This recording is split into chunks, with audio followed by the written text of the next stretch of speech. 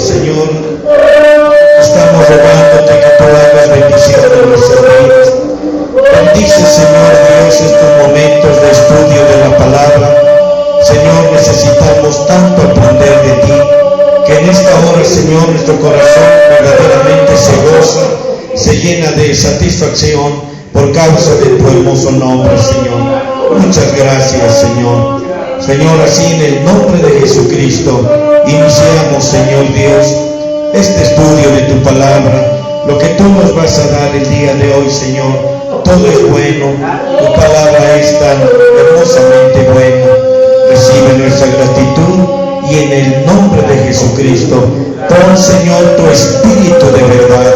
Pon el soplo de tu espíritu, Dios, que venga sobre esta palabra, sobre este estudio bíblico, y que nuestros corazones sean llenos, mi Dios, del conocimiento de tu verdad y de tu nombre. Señor, gracias, gracias, en el nombre de Jesucristo. Señor, gracias. Amén, amén, amén, amén. Gracias, mi Dios, muchas gracias. Amén, amén, aleluya. Gracias, Dios. Bueno, pues les damos la bienvenida en esta hermosa hora. Al venir a la casa de Dios, tenemos el privilegio de volver nuevamente a estudiar y conocer lo que el Señor tiene para nuestras vidas. Es un placer volver a estar ante su presencia, ¿verdad?, para recibir la palabra que Dios nos va a dar el día de hoy. Hoy vamos a darle un pequeño giro a lo que hemos estudiado en otros días o en otros meses, porque ya hemos estado muy interesados en estudiar Apocalipsis. Lo vamos a continuar, posiblemente, si Dios quiere, vamos a tener una clase de Apocalipsis el domingo por la mañana. Eso es lo que espero que lo hagamos. Siempre estamos esperanzados y confiados en que es Dios quien guía nuestro caminar, nuestro sentir. Y aunque muchas de las veces traemos un mensaje ya preparado, escrito, y que hemos estado trabajando durante no sé qué tiempo, pero cuando Dios nos cambia el mensaje, pues hermano, no nos queda más que obedecer. Dios es el dueño, es el amo, Él es el soberano de todas las cosas. De modo que hoy vamos a tener algo muy interesante. Bueno, toda la palabra es interesante. Por ejemplo, hoy quiero que estudiemos un poquito algo acerca de las ofrendas que Dios pedía para el pueblo de Israel. Y estas ofrendas pues era una provisión que Dios había establecido. Pero recuerden ustedes que toda ofrenda que Dios había pedido, había diversidad de situaciones en torno a esto. Sin embargo, lo que vamos a ver hoy es algo acerca de la sangre. ¿Cuántas cosas nosotros sabemos, o más bien podría decir, ignoramos acerca del poder de la sangre de Jesucristo? Muchas de las veces somos cristianos que hemos olvidado la efectividad de esa sangre. Por consecuencia, muy pocos cristianos, ¿verdad?, han sabido cómo utilizar la sangre, qué utilidad darle a la sangre, para qué nos sirve la sangre del Señor Jesucristo que Él derramó en la cruz del Calvario. Hemos hablado en otras ocasiones acerca de la sangre Ad y la sangre Netzar. No vamos ahorita a hablar de ese tipo de sangres. Hemos estudiado en otras ocasiones acerca de un sello que tiene que ver con la estrella de David, hablando de sus puntos, de sus 6 puntos. Hablamos ahí de los 6 lados de la sangre. Pero hoy, como vuelvo a repetir, hay tanto que aprender acerca de esto, y creo que por un lado es un tema que ha quedado relegado, rezagado, ha quedado a un lado este asunto de la sangre, como que no es muy apreciable o de mucho interés. Así que yo voy a tratar de hablar algo sobre esto, y en la marcha pues ya veremos cómo Dios, ¿verdad?, va despertando nuestro interés y anhelo por aprender algo sobre este maravilloso tema. De modo que el tema que vamos a tener por hoy lleva un título un poquito largo. Lo voy a titular: La provisión hecha por Dios de sangre de becerro como una ofrenda especial en favor del sacerdote para la remisión de pecados cometidos por ignorancia. Así que, hermanos, Dios ha dado 4 tipos de ofrendas que están escritos en la Biblia. Yo voy a ir en este caso porque siento que por ahí podríamos aprender algo en relación a la segunda provisión que Dios hizo de sangre para ofrenda por el pecado en favor de sus sacerdotes. Y esta era la sangre de becerro ofrecida para la remisión de los pecados que se hubieran cometido por ignorancia. Una de las cuestiones que a mí me preocupan mucho en las iglesias, mis hermanos, es acerca de los pecados de ignorancia. Me preocupa porque cuando nosotros no sabemos nada sobre los pecados de ignorancia, amados, Satanás siempre tomará ocasión y oportunidad para aprovecharse de nuestra ignorancia. Déjenme decirles, la ignorancia es algo de la que no nos vamos a deshacer en toda nuestra vida. Y saben una cosa, yo estoy hablando en un momento determinado de la ignorancia sana, si es que se puede decir así. ¿Por qué digo así, hermano? Porque cada que venimos a la palabra de Dios, cada que abrimos la Biblia, venimos con un total desconocimiento, es decir, con una total ignorancia de lo que Dios nos va a enseñar. Podríamos nosotros pararnos toda la vida, por decir algo, en Juan 3:16, y podríamos decir, ¿cuánto tiempo me voy a llevar para entender plenamente Juan 3:16? A lo mejor usted diga un solo sermón, bueno, perfecto, se lo puedo aceptar, pero conforme vayamos cada día citando esos versículos, y si vamos siendo guiados por el Espíritu de Dios, es obvio entonces que ese texto va a tener una inmensidad infinita de conocimiento, entendimiento, sabiduría que Dios tiene encerrado ahí. Por lo que entonces estoy hablando de que, hermanos, la ignorancia siempre la vamos a mostrar en comparación con la grande sabiduría, conocimiento y entendimiento de lo que Dios representa. Pero aquí estamos hablando ahora y vamos a ir en el tema hablando acerca de cómo primeramente Dios empezó a trabajar sobre los pecados de ignorancia con el sacerdote, hablando en el término de lo que en el pacto del Antiguo Testamento lo tenemos, ¿verdad? En el Antiguo Testamento o en el Antiguo Pacto Berit del Antiguo Testamento, también conocido así. Así que Dios trabaja primeramente con el sacerdote, o como nosotros tenemos el concepto hoy en día de pastores o líderes, ¿verdad? Que vamos a ver cómo vamos a salir con este tema y en qué nos va a beneficiar. Amén. Los pecados de ignorancia se cometen, mis hermanos, o estos pecados de ignorancia, pues por la falta de alguna persona al no conocer el poder de la palabra de Dios y no saber cuál es la voluntad de Dios en general o con respecto, digámoslo así, a cualquier asunto en particular. Es decir, los pecados de ignorancia se cometen por la falta de alguna persona al no aprender la palabra de Dios y no conocer la voluntad de Dios en general o con respecto a cualquier asunto en particular. Y déjenme terminar algo que estaba diciendo. Satanás siempre se aprovechará de nuestra ignorancia, porque cuánta gente comete un pecado por ignorancia, como ya lo dije, y Satanás se aprovechará para alejarnos o cortarnos de nuestra comunión o relación con Dios.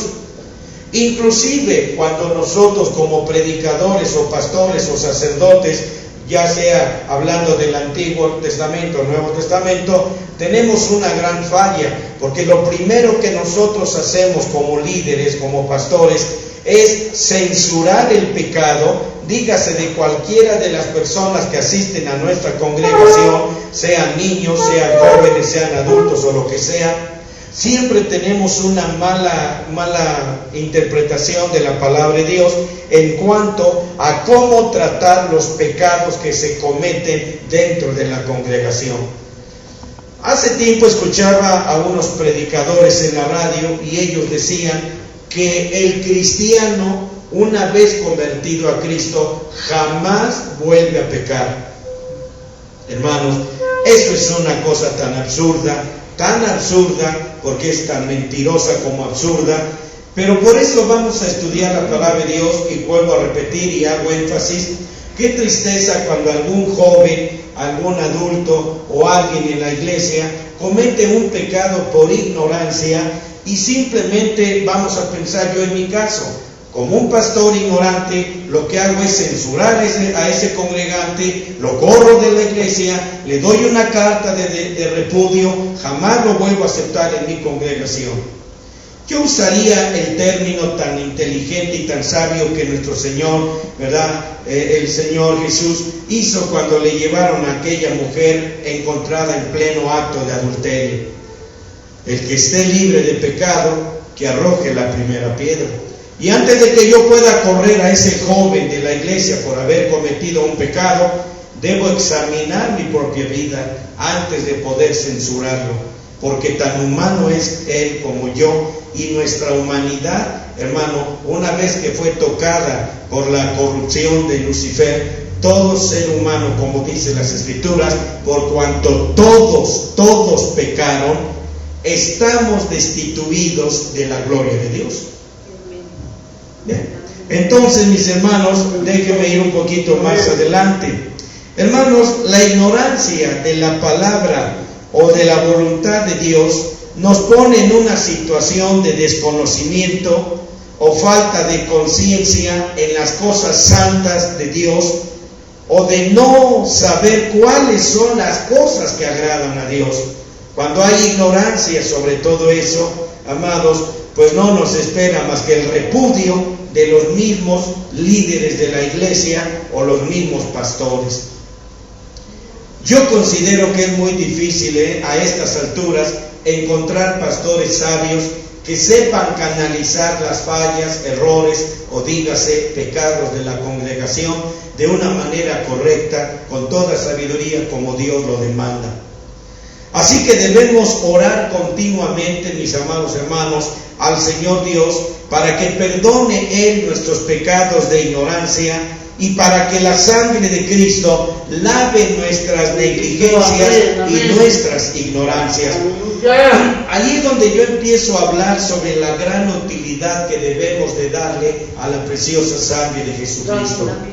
Por eso yo les vuelvo a repetir, mis hermanos, cuando hemos llevado a una persona para que acepte a Cristo como su Señor y Salvador, lo primero que hacemos como evangelistas, pastores o lo que sea, es, Señor Dios, le decimos, haz esta oración. Señor Dios, acepto tu sangre que fue derramada en la cruz del Calvario. Te acepto como mi Señor y Salvador, bla, bla, desde este momento. Reconozco que soy un pecador, bla, bla, bla, y así lo llevamos para que haga su primera oración de fe, y ahí está su primera comunión con nuestro Señor y Salvador Jesucristo. Pero a veces pienso que de ahí en adelante este creyente jamás volverá a tener conciencia, conocimiento de para qué le va a servir la preciosa sangre del Señor Jesucristo, cuando que la Biblia, y muchas de las veces por tratarse más de que todo esto está escrito en el antiguo pacto, ¿verdad? Entonces la gente dice, es que no estamos bajo la ley, sino bajo la gracia. Es decir, ya no estoy bajo el antiguo pacto, sino en el nuevo pacto, en el tiempo de la gracia. Así que todo lo que está escrito en el antiguo pacto, a mí ya no me sirve. Qué tontería tan grande, tan tremendamente malvada, maligna, porque la Biblia dice en 2 Corintios, 2 de Timoteo 3, 16 y 17, toda escritura es. Así que desde Génesis hasta Apocalipsis nos es útil, y está esta escritura inspirada por Dios para que nos sea tiempo presente útil. De manera que entonces, mis hermanos, déjenme decirles, aunque los sacerdotes en el Antiguo Testamento servían como líderes espirituales del pueblo de Dios, amados, seguían siendo criaturas mortales y finitas. Consecuentemente, batallaron continuamente contra el problema de la ignorancia. Amados, yo puedo verlo en la actualidad, aún a nuestros amados y queridos hermanos judíos, israelitas, hebreos o como se les llame. La ignorancia sigue todavía en ellos, al tener ellos la verdad de la palabra de Dios, la Torá, pero sin conocimiento del Espíritu Santo, sin un corazón humilde con el cual acercarse a Dios, siempre uno permanecerá en ignorancia y la palabra o la Torá no nos será tan revelada como Dios lo anhela y lo desea. Así que, mis hermanos, una falta general de aprendizaje o de conocimiento de las verdades espirituales básicas son exactamente aquellas que afectan su habilidad para poder hacer juicios apropiados y aún mayores. Amados, puesto que ignoraban y desconocían ellos muchos niveles y aspectos de las verdades espirituales de Dios, los sacerdotes que servían en la dispensación del Antiguo Testamento cometían inadvertidamente muchos pecados. Los sacerdotes espirituales de Dios en la dispensación del Nuevo Testamento, ahora nos toca a nosotros, también ministramos bajo el grado de ignorancia muy similar a los sacerdotes del Antiguo Testamento. Seguimos en la misma carrera y en la misma ruta. Hermanos, sin la bondadosa provisión de Dios, como podemos darnos cuenta, para la remisión de los pecados, que es solamente a través de la preciosa sangre de Jesucristo, los líderes espirituales estarían totalmente derrotados antes de empezar su carrera ministerial.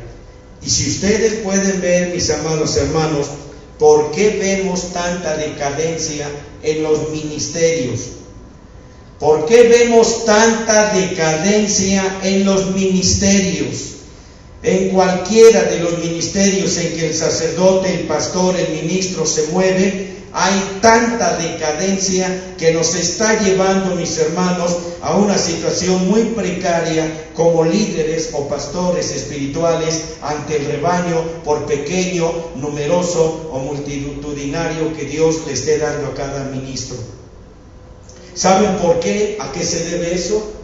Se debe a que el pastor, es decir, el sacerdote espiritual, ¿verdad?, no santifica su vida todos los días antes de empezar el día, no corre a esa sangre de Jesucristo, no va presuroso a esa sangre de Cristo para la expiación de sus pecados, ya sean pasados, presentes, futuros, trayendo proféticamente la sangre sobre ellos, cubrirse completamente con la sangre antes de empezar el día y empezar dando sus primicias de alabanza y adoración al Dios Altísimo. Ellos empiezan mal, empiezan dónde sacar más dinero, cómo explotar a la congregación, cómo poder explotar sus vidas para poder obtener beneficios personales, económicos y de todo tipo de interés personal. Ellos no comienzan con la provisión de sangre para lavarse, purificarse, santificarse, a manera de que puedan empezar el día en santidad delante de Dios, buscando primeramente la santidad a través de la sangre de Cristo, porque si el sacerdote empieza con santidad y termina con santidad, su iglesia, por pequeña que sea, aspirará también a una vida de santidad delante de Dios. Pero, amados hermanos, sin la sangre de Cristo, nunca nadie podría orar: Señor Jesús, perdónanos por todos nuestros pecados de negligencia y de ignorancia. Pero por la sangre de Cristo, mis hermanos, los dirigentes tienen la bendita esperanza de perdón. Déjenme decirles, primeramente, Dios actúa con la ignorancia de los dirigentes y después con la ignorancia del pueblo y de la congregación. Vamos a ver un texto que está un poquito largo, pero vamos a leerlo con calma. En Levítico capítulo 4, versículo 1 al 12. Levítico 4, del 1 al 12. Y vamos a leerlo para que podamos apreciar bien la palabra de nuestro Dios. Como aquí ustedes van a oírlo y lo van a leer, yo empecé diciéndoles cuál es nuestro tema. Nuestro tema es la provisión hecha por Dios de sangre de becerro como ofrenda especial en favor del sacerdote para la remisión de pecados cometidos por ignorancia. Ese es el título. Vamos al último, lo puedes apuntar. ¿Lo estás anotando? Sí, para que... A ver, entonces vamos a ver. ¿Saben por qué hago énfasis aquí en la palabra becerro? Vuelvo a repetir el título. La provisión hecha por Dios de sangre. La provisión hecha por Dios de sangre de becerro. Podrías poner ahí la palabra becerro con mayúsculas, si es que puedes. La provisión hecha por Dios de sangre de becerro como ofrenda especial, como ofrenda especial, en favor del sacerdote, en favor del sacerdote, para la remisión de pecados, cometidos por ignorancia. Puedes poner ignorancia con mayúsculas para que podamos ver que la sangre de becerro es la ofrenda de sangre que Dios pidió para los pecados de ignorancia. ¿Cuál otra palabra iba en mayúscula? Ignorancia. ¿No había dicho también becerro? Becerro, sí, becerro e ignorancia. Bueno, si quieres hacerlo así, si no, yo digo para que se remarque el asunto. Puedes ponerle parte 1 porque no sé cuántas partes va a tener esto. Yo creo unas 20,000. Está muy largo. ¿Está muy largo? Bueno, ahorita lo corriges ahí. Ahorita le compones ahí. Tú eres buena para componer. Bien, ahora vamos a ver aquí. Ya estamos en Levítico, ¿ya lo tienen? Capítulo 4, versículo 1 al 12. Bien.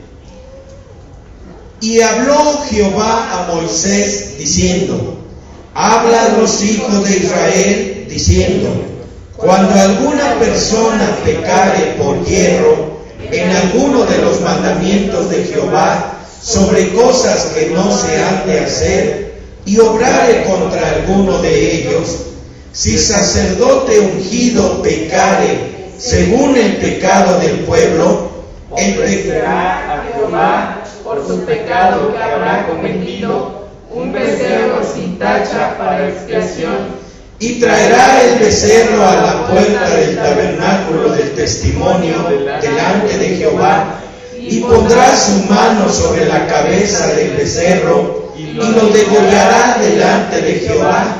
Y el sacerdote ungido tomará de la sangre del becerro y la traerá al tabernáculo del testimonio, y mojará el sacerdote su dedo en la sangre, y rociará de aquella sangre 7 veces delante de Jehová hacia el velo del santuario, y pondrá el sacerdote de la sangre sobre los cuernos del altar del perfume aromático que está en el tabernáculo delante de Jehová, y echará toda la sangre del becerro al pie del altar del holocausto que está a la puerta del tabernáculo del testimonio, y tomará del becerro para la expiación de todo sebo, el sebo que cubre los intestinos y todo el sebo que está sobre las entrañas, y los 2 riñones y el sebo que está sobre ellos, y el que está sobre los ijares, y con riñones quitará el redaño de sobre el hígado, de la manera que se quita del buey del sacrificio de las paces, y el sacerdote lo hará arder sobre el altar del holocausto, y el cuerpo del becerro y toda su carne con su cabeza y sus piernas y sus intestinos y su estiércol. En fin, todo el becerro sacará fuera del campo a un lugar limpio, donde se echan las cenizas, y los quemará al fuego sobre la leña. En donde se echan las cenizas será quemado. Gloria a Dios. Ahora, veamos pues aquí la palabra del Señor. Veamos que el Señor nuestro Dios ordenó al sacerdote ofrecer un becerro por los pecados que habían cometido por ignorancia. El sacerdote debía ofrendar un sacrificio de sangre, oigan, por sus propios pecados originados por su interpretación errónea de la Torá de Dios. ¿Oyeron eso? Lo vuelvo a repetir. El sacerdote debía ofrendar un sacrificio de sangre por sus propios pecados originados por su interpretación errónea de la Torá de Dios. Qué tremendo, hermanos, porque esto es una cosa que yo siempre he dicho. Cuando se trata de dar la palabra y está uno aquí predicando, yo no pienso en verme bien, en depilarme las cejas y ver de qué manera ponerme un peluquín y parecer guapetón aquí, ¿verdad? Y andar pavoneándome de una forma personal. La responsabilidad bien grande es, si yo doy una enseñanza torcida, si interpreto la palabra de Dios de una manera errónea, según mis propios intereses personales, para tener subyugado al pueblo de Dios, esto es lo que ahí es donde yo digo, Señor, no quiero ser un pastor, no quiero. Sin embargo, como ya lo dije, somos seres finitos, somos seres humanos, cometemos errores por ignorancia o lo que sea, pero aquí tenemos, hermano, lo que estoy diciendo. El sacerdote, el pastor, el ministro, el líder, primero tiene que empezar por sí mismo, ofrendando una ofrenda delante de Dios por sus propios pecados. Como el líder espiritual del pueblo, hermanos, el sacerdote debía poner el ejemplo de un verdadero entendimiento de la Torá de Dios, de verdadera obediencia a la Torá y de verdadera enseñanza de la Torá de Dios hacia la nación de Israel. Amén, amén, amén. Ahorita estamos hablando de los sacerdotes del Antiguo Testamento, hermanos, que siguen igual hasta hoy en nuestros días, hablando de los sacerdotes o rabinos judíos. Pero si hablamos de nosotros, hermanos, nosotros los cristianos, pastores cristianos, no cantamos tampoco tan mal las rancheras. Andamos también tan torcidos en la palabra de Dios, dando predicaciones todas torcidas, todas chuecas, todas que convengan a nuestros intereses. Hermanos, Dios usó un becerro natural para simbolizar la restricción y el autocontrol que se encuentra en la sangre de becerro de nuestro bendito Señor y Salvador Jesucristo.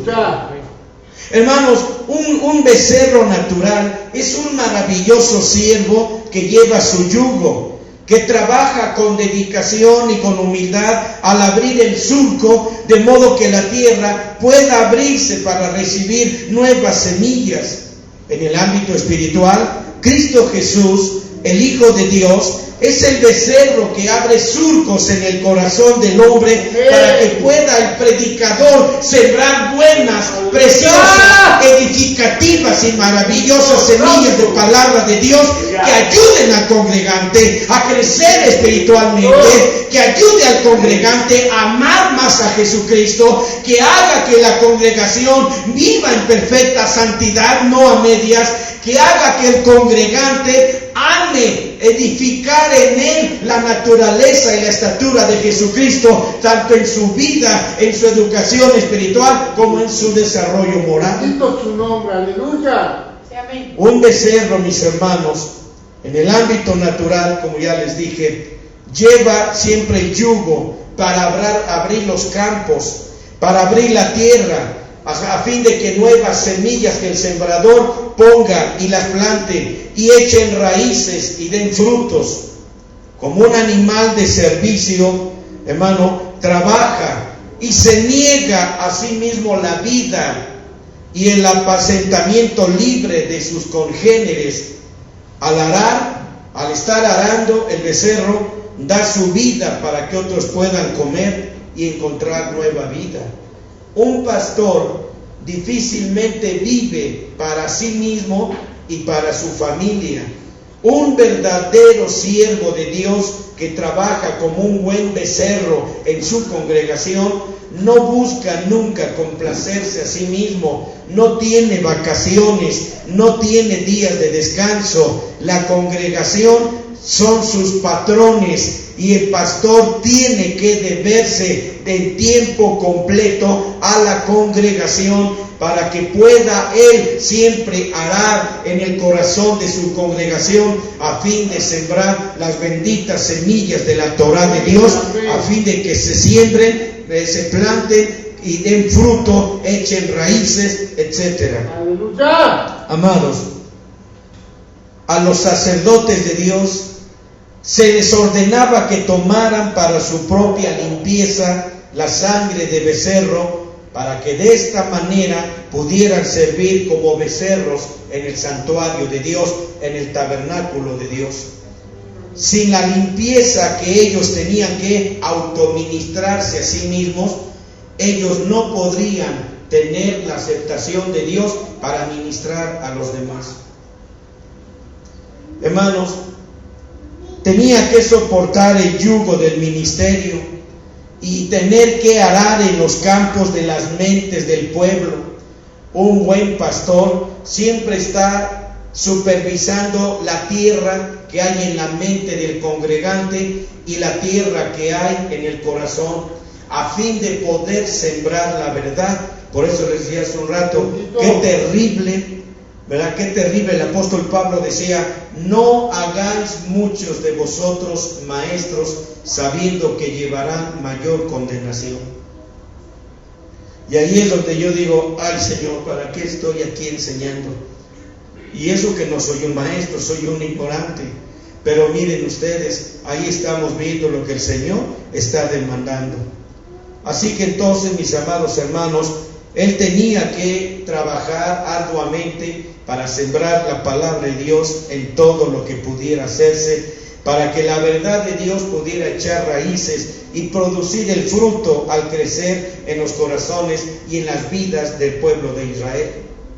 Si ustedes pueden ver aquí, vemos cómo el sacerdote tenía que ser un becerro, tenía que tomar el papel de un becerro. Por ejemplo, era el siervo sacerdotal del santuario. El siervo sacerdotal del santuario abre surcos en el corazón y en la mente para que sean recibidas las semillas de la vida de la Torá. Por el otro lado, la balanza, un siervo natural del campo abre los surcos en la tierra para que reciban semillas de vida. Si ustedes analizan lo que acabamos de ver en este libro de Levítico, Dios le dio instrucciones a Moisés para que dijera a Israel que si alguna alma nefesh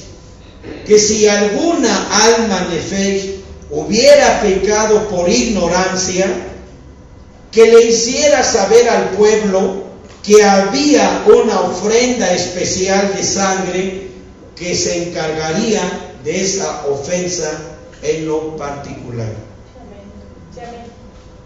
¿Saben una cosa? El Creador confió el cuerpo con sus órganos y sus poderes a la dirección y guía del alma nefesh. Ustedes saben perfectamente que al cuerpo Dios le dio 4 almas. Al espíritu le dio 4 almas. Al alma le dio 4 almas. Y a la voluntad le dio 4 almas. Lo cual da un total de 16 almas, que son las que poseemos. Una de las que corresponden al cuerpo es el alma nefesh. Así que Dios tenía un propósito de que el alma nefesh pusiera sus funciones de guiar y dirigir al cuerpo bajo el dominio, miren ustedes, y señorío de la Torá de Dios. Y a través de la Torá de Dios, que no es otro más que el Cristo, el alma nefesh guiaría al cuerpo en una obediencia total y absoluta en rendición hacia la Torá, verdad de Dios. Por lo tanto, antes de que el alma nefesh pueda ser un gobernante justo sobre el cuerpo, ésta necesita someterse al poder purificador de la ofrenda de sangre por el pecado y al fuego purificador de la Torá, el Cristo, y ser así gobernada por el sol de justicia. Saludos. Ahora, déjenme especificarlo un poco más para que no quede algún punto ahí en negro o sin entender. Dios nos dotó obviamente de cuerpo, alma y espíritu. Ese es otro asunto, pero ahorita voy a hablar sobre el cuerpo, porque estoy haciendo mención de él. El cuerpo no iba a gobernarse por sí mismo. Nunca jamás el cuerpo se ha gobernado por sí mismo.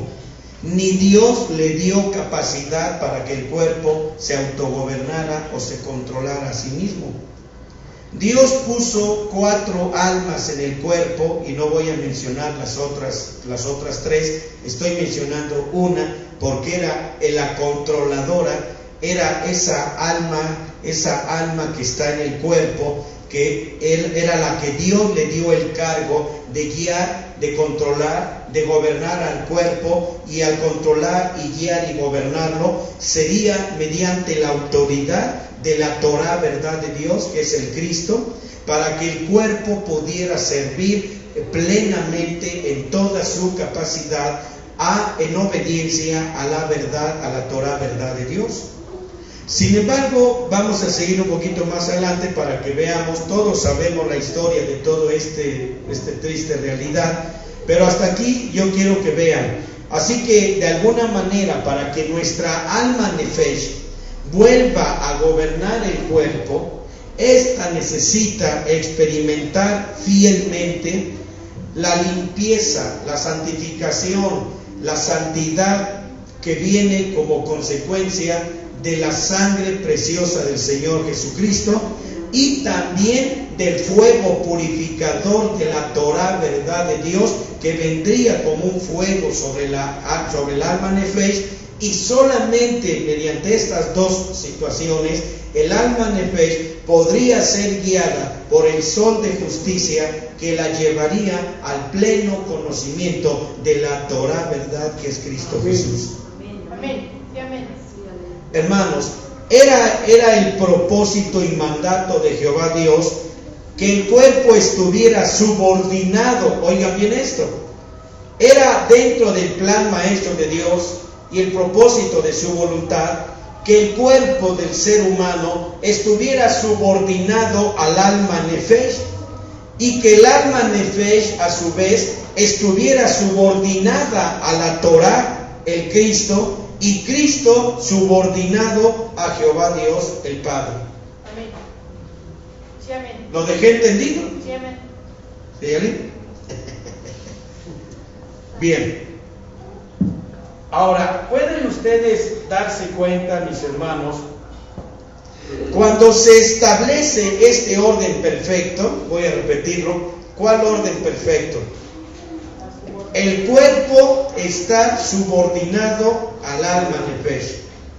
El alma nefesh está subordinado a la Torá, que es Cristo, así como Cristo está subordinado al Padre eterno. ¿Está entendido? Así que cuando se establece ese orden perfecto, la voluntad perfecta de Dios desciende hasta el cuerpo, de modo que éste puede solamente de esta manera experimentar un ministerio activo de justa obediencia al Cristo, la Torá, y un servicio santo a Jehová nuestro Dios. Si ustedes lo pueden visualizar o lo quieren anotar ustedes en su cuaderno, porque no tenemos acercamiento para el pizarrón, pero vamos a ver, vamos a poner abajo un círculo. En ese círculo vamos a ponerle un nombre, cuerpo. Luego arriba tenemos el alma nefesh, arriba del cuerpo, otro círculo. Y luego arriba del alma nefesh, otro círculo, la Torá, Cristo.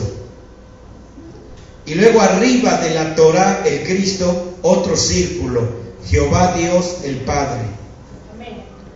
Cuando se establece ese orden, y cuando tú y yo caminamos en ese orden, mi hermano, en esa subordinación, podremos, tanto como congregantes, pero ahorita mi punto es pastores, sacerdotes, ministros. Nosotros como sacerdotes o pastores o ministros tendremos la plena confianza y seguridad de que nuestra vida está siendo totalmente agradable delante de Dios en cuanto se refiere a ministerio. Cuando este orden se rompe por la ignorancia del hombre, el alma nefesh se separa de la luz fulgurante y del calor vivificante del fuego de la Torá, el Cristo. Entonces el alma nefesh y el cuerpo empiezan a actuar en oposición a la voluntad de Dios, saliéndose fuera de la cerca de felicidad. ¿Cuáles son esas cercas de felicidad?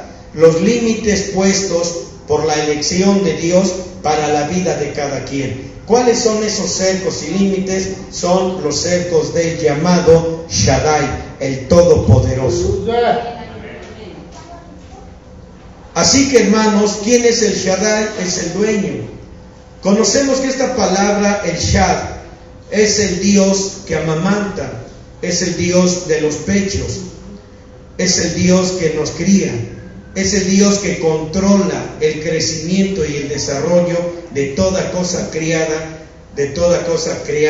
sean hombres, animales, bestias, la flora, la fauna, etc. El Shaddai es el que contiene el poder de dar crecimiento a todas las cosas. Sin el cerco del Shaddai, las cosas seguirían creciendo y nunca tendrían un fin. ¿Se imaginan cómo viviríamos nosotros sin los cercos del Shaddai? Estaríamos creciendo hasta alcanzar no sé qué alturas, ni siquiera sabemos hasta dónde alcanzaríamos. Así que el Shaddai es el que controla todo esto. Él es el Dios del cerco o de los cercos. Solo que ahorita estoy hablando del cerco de la felicidad. Y el cerco de la felicidad se encuentra en un momento dado, resumiéndolo así con una sola palabra, diría la obediencia. O en otras palabras, ser obedientes a la subordinación a la que Dios nos ha sujetado. ¿Entienden eso que estoy diciendo? Si Dios me ha dicho que mi cuerpo, juntamente con la nefesh, deben de estar unidos en una unión matrimonial, ¿verdad? Con el Cristo, la Torá viviente, así como Cristo, la Torá viviente, está sujeto a Jehová Dios el Padre, la causa de todas las cosas, todo funcionaría a la perfección. Nuestra felicidad sería lo máximo. La gente busca el elixir de la vida, o como le llaman, de la eterna juventud, porque dicen que en la eterna juventud está la verdadera felicidad. La felicidad no está en ser eternos para siempre, porque déjenme decirles un secreto, mi hermano. si alguien obtuviera literalmente, terrenalmente, si los científicos que son tan inteligentes unieran toda su ciencia para crear el elixir de la eterna juventud y lo vendieran a 10 centavos o a lo que fuera, la gente lo compraría. Pero yo me pongo a pensar una cosa, mis hermanos. ¿Para qué querría yo vivir una juventud eterna si el pecado que mora en mí me va a mantener todo el tiempo marcado por toda la eternidad? ¿Para qué querría? Qué bueno que Dios fue haciendo descender la edad de la humanidad. Al principio vivían 900 y tantos años, después vivían 500, y esto es bíblico. Después Dios les dio 120 años, hasta que lo redujo a 70 años de vida, porque dice, y aún así es tan penoso vivir en el pecado con una eternidad encima de nosotros. ¿Cuál fue el motivo y la razón por la que Dios sacó a Adán, hombre y mujer, del huerto del Edén? No lo sacó por mezquino. Dios no actuó con mezquinidad, ni con codicia, ni con envidia, ni con nada de eso. Lo sacó por misericordia. Pero vamos a ver cuál o cómo operó. Dios le había dicho al hombre que se alimentara del árbol de la vida, que no es otro más que el Hijo de Dios.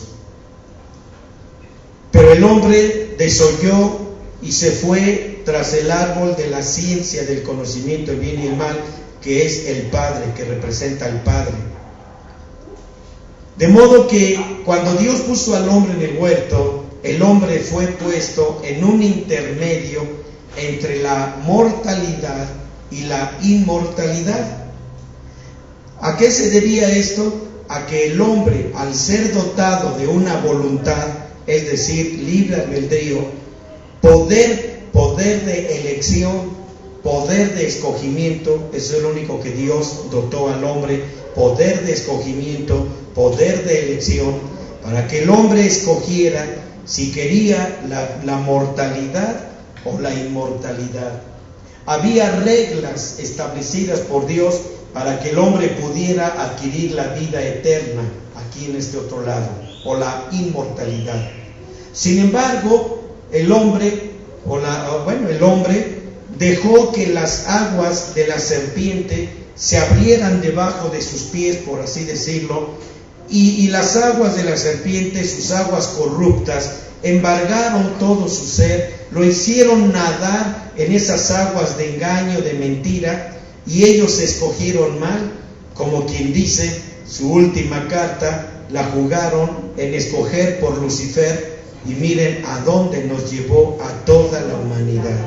Entonces, cuando el hombre pecó, él escogió por este lado, dígase así, por la mortalidad.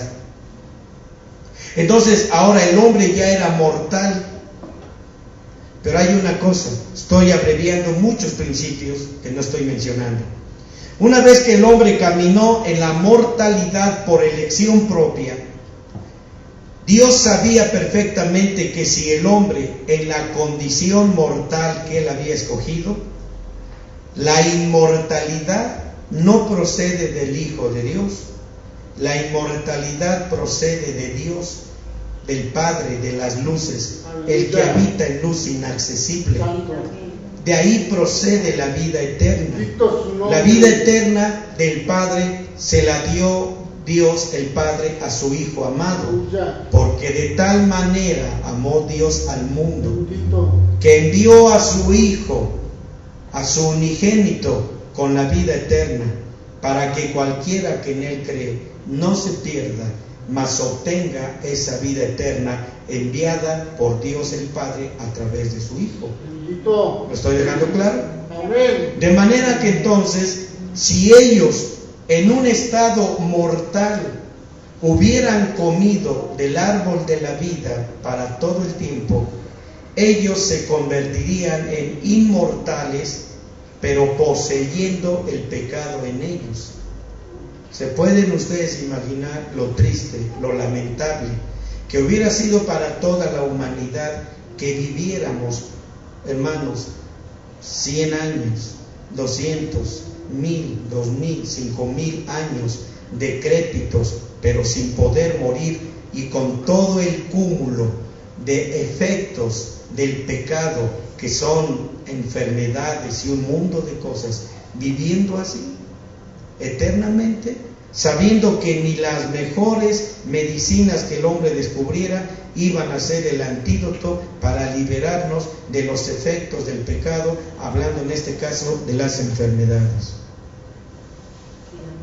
Y se imaginan ustedes tener en nuestro cuerpo físico el cúmulo de enfermedades que día a día iban naciendo, no digo inventándose, porque eso no se inventan, se van reproduciendo, porque todo esto es a través viral y a través de, hay otra palabra que es virus y bacteria. Todo esto en conjunto iría procreándose dentro de nuestro cuerpo, trayendo nuevas y nuevas y nuevas enfermedades que jamás nos libraríamos de ellos.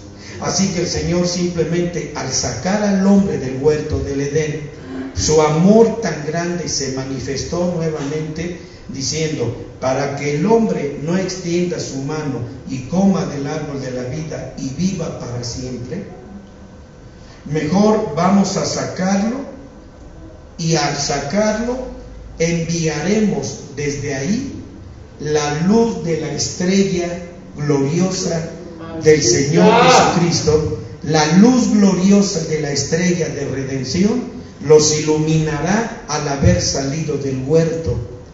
Alguien me decía por el Facebook que Salomón, un hombre pecador, había sido el inventor de la estrella de David. Si la estrella David desde joven la recibió de Dios, para entonces todavía Salomón ni nacía, y ya la estrella de David ya estaba desde antes del huerto del Edén. Amén, amén. Por eso les decía hace un rato, qué malo que aún como judíos llevemos en ignorancia a muchos hermanos judíos, como este hermano judío que me imagino que es un joven. Decía él que la estrella era un invento de Salomón y que Salomón había sido un adúltero de los más perversos que han habido. Eso sí está bien, ahí sí lo digo, pero que Salomón haya inventado la estrella de David es la ignorancia, más ignorancia que jamás puede uno imaginarse. ¿De dónde saca esas cosas? Pues de su ignorancia. Así que entonces, desde que el hombre salió, Dios nunca lo abandonó, envió la promesa de ir a buscarlo para redimirlo, a fin de volver a traerlo al árbol de la vida, que es obtener la vida eterna por Cristo. Bendito el nombre del Señor. ¡Aleluya! Espero estar dejándolo bien. Amén, amén.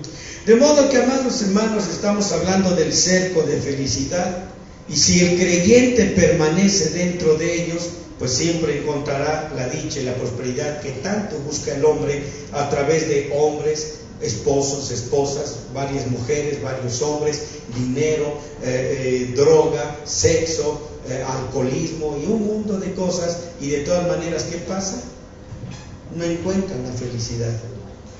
Sin embargo, amados hermanos, el pecado de ignorancia toma tanto al alma nefesh como al cuerpo y lo saca fuera de los límites de la voluntad de Dios y lejos de la presencia de Dios, fuera del cerco de la felicidad.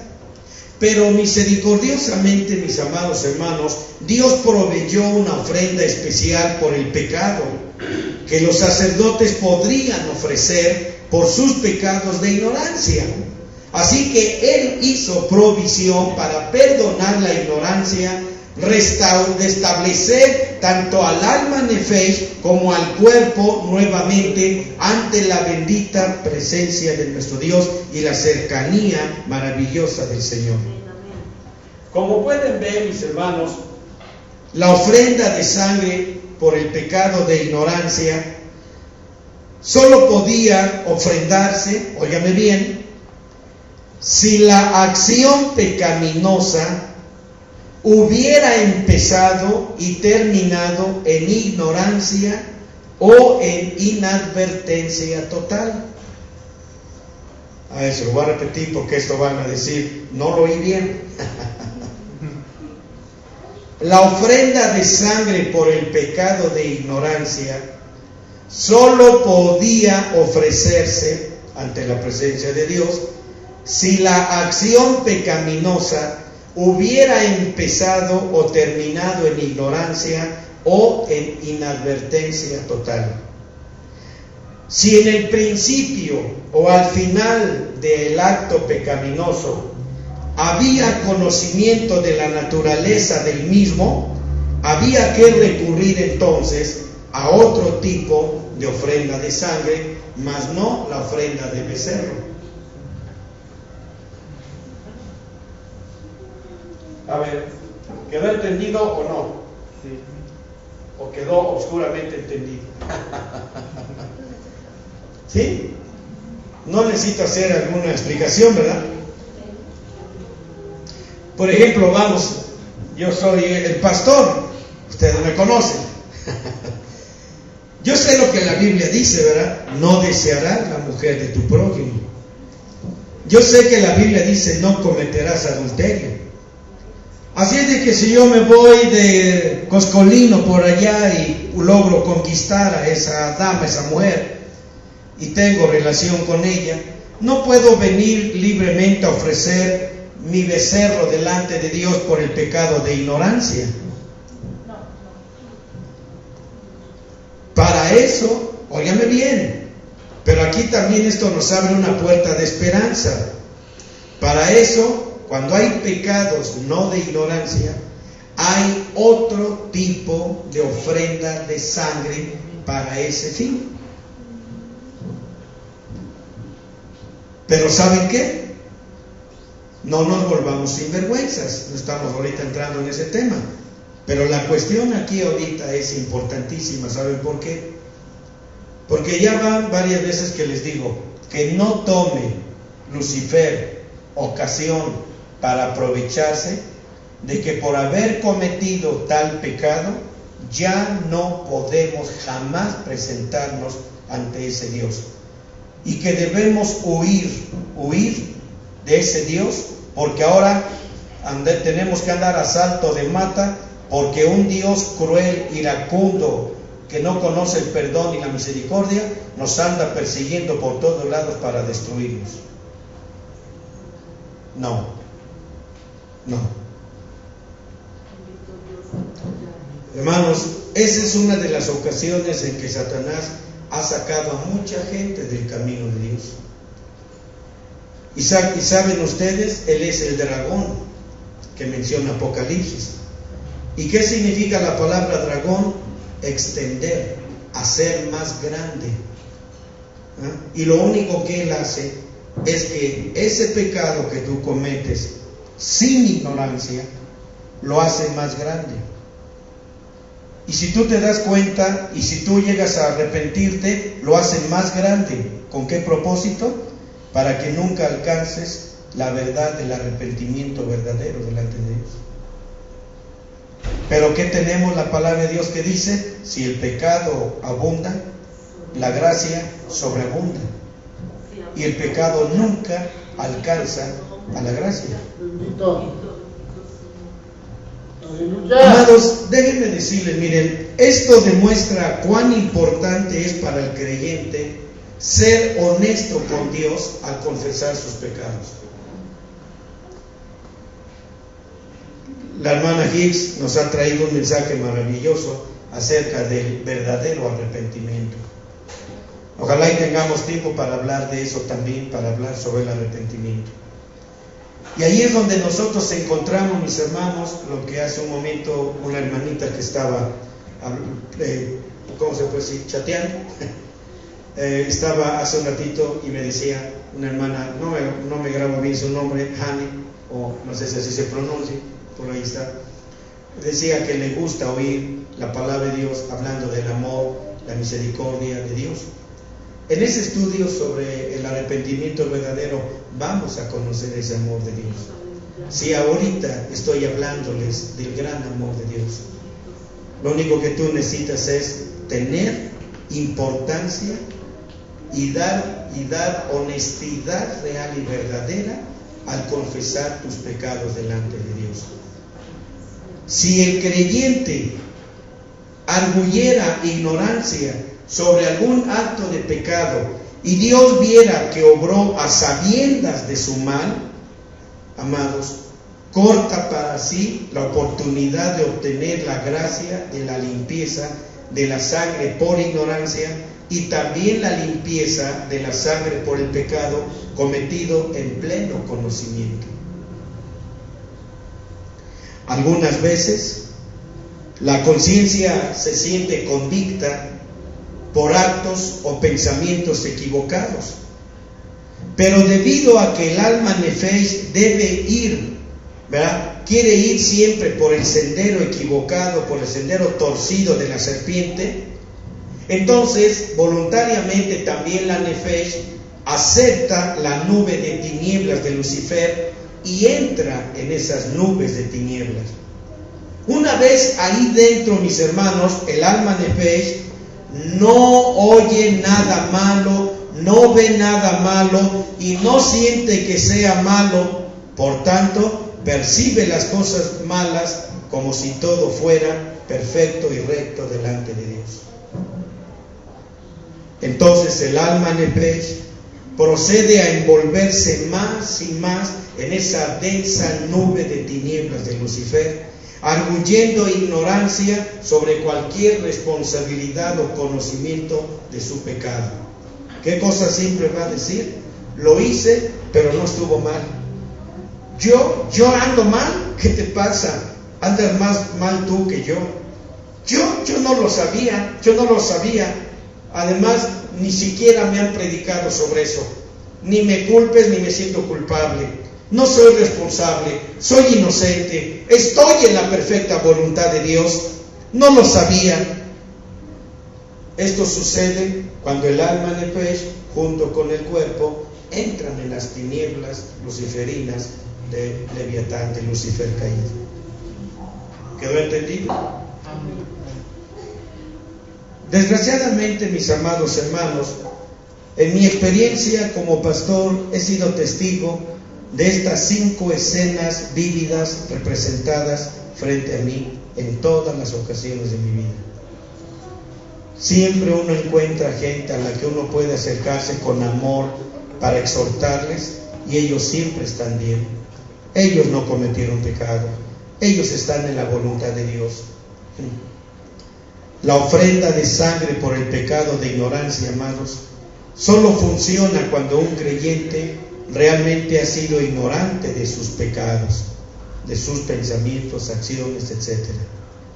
Por lo tanto, cuando la gloriosa luz de la convicción llega, el creyente debe tener cuidado de no cubrirlas otra vez con las tinieblas de Lucifer y pretender otra vez que ignora el pecado. Pretendiendo, hermanos, estar ignorante de haber pecado después de haber sido convicto, del mismo. El creyente desdeña continuamente la palabra del Espíritu de Dios en su corazón y en su mente.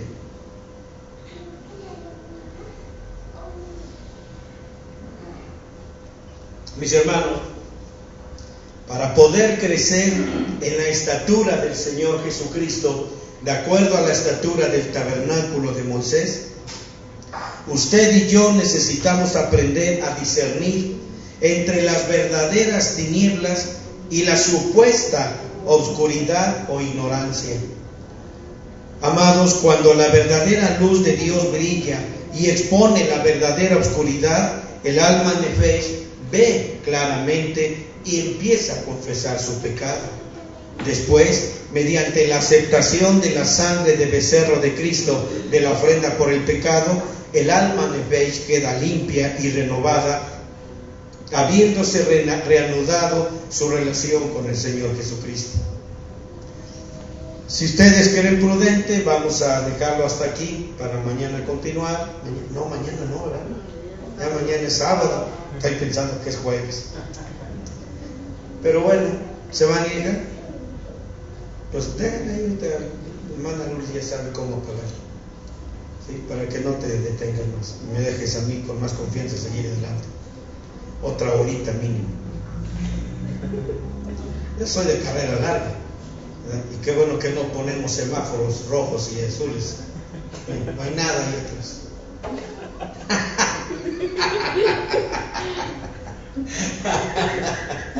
Ok, no, oiga, si quieres, déjame avanzar un poquito nada más y con esto continuamos. Miren, mis amados hermanos, déjenme decirles algo. Pretender que se está a oscuras, es el resultado de que la Nefesh está rechazando la verdadera luz de Dios cuando brilla sobre la verdadera ignorancia. Hay gentes, fíjense, bueno, vamos a cerrarlo con esto. Hay tanta infinidad de gente que le conviene no conocer tanto de la palabra de Dios. Y dicen, es que es mejor no saber tanto, es mejor no meterme tanto. Mejor así, en ignorancia, no hay tanto juicio para mí. Déjame decirte que Dios te va a hacer juicio por lo que está escrito desde Génesis hasta Apocalipsis. Hay gente que le gusta no querer conocer más de la palabra de Dios porque dicen, así se lo han dicho sus pastores, que van a recibir más juicio si llegan a conocer más. Ese es un error y esa es una doctrina satánica que está predicándose en los mismos cultos, en las iglesias. ¿Y cómo le han dicho muchas veces a usted? A ti Dios te va a castigar más por conocer más. A ti te va a castigar más por no conocer más. Pues yo, mire, si a mí me señalan y me dicen, a ti te va a castigar Dios por conocer más, 3 deditos me están diciendo a ti, 3 veces te van a castigar más por no querer conocer. Si usted quiere, yo por conocer y usted por no querer conocer, cuando que la Biblia Dios nos dio para estudiarla de Génesis a Apocalipsis. Todo es útil, toda escritura es inspirada divinamente por Dios y útil para enseñar, para redarguir, para corregir, para instituir en justicia, para que el hombre viejo que está dentro de nosotros, esa alma nefesh, sea instruida para toda buena obra. Bendito es su nombre. Amados, yo les digo 2 cosas antes de orar y dar gracias a Dios por su palabra. La primera, no ames la ignorancia. Es mentira que Dios te va a juzgar por conocer más de la palabra, y sin embargo sí te va a juzgar Dios por no haber recibido toda la palabra que Él dejó escrita en esta Biblia. Y la segunda, hermano, no te quedes atrasado en tu caminar solamente porque Satanás, con una voz melosa, dulce, suave, encantadora, fascinante, te dice, ya no vale la pena que te acerques a Dios. Dios es tan bueno, tan justo, tan santo, que no te va a perdonar. Mejor, ya, corta con esa relación con Dios. ¿Y cuántas gentes andan en esa condición? Yo te digo una cosa, la Biblia dice que Dios no quiere que nadie se pierda, sino que todos procedan al arrepentimiento. Para eso Dios envió a su Hijo, para perdonar nuestras maldades y pecados. ¿De qué mejor manera podríamos nosotros valorar en forma tan simple y sencilla y reducida el amor tan majestuoso, maravilloso de nuestro Dios a nuestras vidas? Habiendo enviado a su amado Hijo a perdonar nuestros pecados, siendo el embajador, siendo Él el mensajero de ese amor, de esa misericordia, de esa gracia de Dios tan infinita para nosotros. No lo desperdiciemos, mis hermanos. No desperdiciemos ni tengamos en poco ese amor de Dios. Si Dios nos permite, si es la voluntad de Dios, el lunes continuamos con este tema, lo estamos dejando totalmente inconcluso, más bien es el principio. Si Dios quiere, seguiremos por esa trayectoria hasta donde Dios nos diga. Continuemos. Oremos a nuestro Dios, dándole a Él toda nuestra gratitud. Padre misericordioso, Señor, tu palabra es tan real, tan verdadera, tan reveladora acerca de nosotros mismos, que pareciera que hoy, el día de hoy, a través de la palabra, tú pudiste poner el dedo en la llaga de nuestro ser. A través de la palabra, mi Dios, parece que fuimos como libros abiertos ante tus ojos, diciéndonos, mi Dios, tal cual somos. Somos astutos, somos engañadores, somos tramposos, somos mentirosos, Señor, somos insinceros, somos terribles, Padre, somos una calamidad delante de ti. Pero también tú nos has dicho en esta noche, mi Dios, a través de esta palabra, que tú tienes, mi Dios, diferentes tipos de ofrendas de sangre por el pecado específico de cada uno de nosotros. Lo único que nosotros también necesitamos hacer, mi Dios, es ser honestos, sinceros, cuando venimos delante de ti a confesarte nuestras fallas, pecados, errores, actitudes torcidas. Que no vengamos, mi Dios, con el pensamiento y las palabras de decir, Señor, por fulano, por mengano, por sotangano, cometí tal pecado. Si no hubiera sido por él o por ella o por ellos, yo no hubiera caído en eso. Señor, yo no andaría tan lejos de ti si no hubiera sido por fulano, mengano, o por el pastor o la esposa del pastor o los hijos del pastor. Yo andaría en una relación muy bien contigo si no hubiera sido por ellos.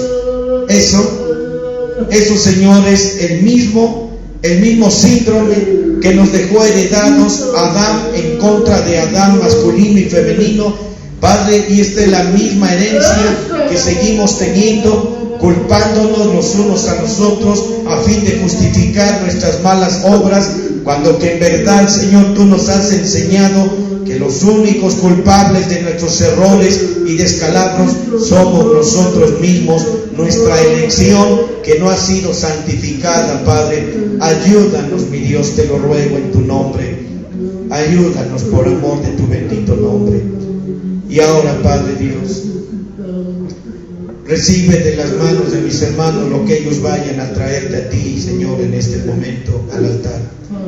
Bendice las manos, Señor, de los que se extienden para enviar sus diezmos, enviar ofrendas de amor, Señor, para que todos recibamos, Señor, la bendición y la sustancia tuya, natural, Señor, física, económica.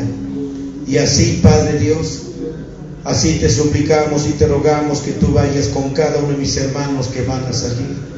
Llévalos con bien y de una manera muy, muy, muy especial.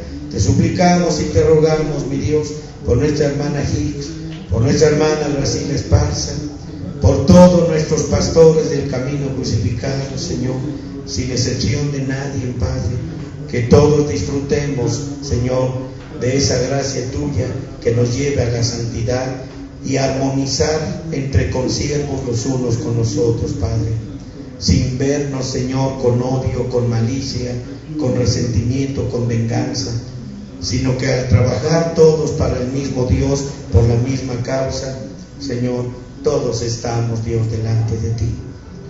Y de una manera especial, Señor, seguimos rogándote por nuestra hermana Rebeca, Dios, para que tú pongas tus preciosas manos sobre la vida de ella, que tú termines tu obra y la perfección, mi Dios, en la vida de ella, como ahora también, Señor, me adelanto, mi Dios, a rogarte y suplicarte por la vida de nuestra hermana Talía, Señor Dios.